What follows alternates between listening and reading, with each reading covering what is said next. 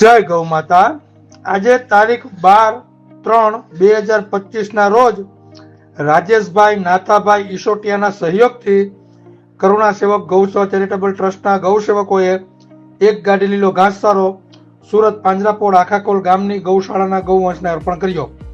ત્યારબાદ બીમાર ગૌવંશના વોર્ડમાં બધા જ બીમાર ગૌવંશની સાફ સફાઈ કરી, તેમના પડખા ફેરવી અને તેમને પાણી પીવડાવ્યું અને ત્યારબાદ લીલો ઘાસચારો અર્પણ કર્યો અને વાછરડાના વોર્ડમાં મા વગરના બીમાર અને અશક્ત વાછરડાને દૂધ પીવડાવવાની સેવા આપી। જય ગૌ માતા, જય ગોપાલ।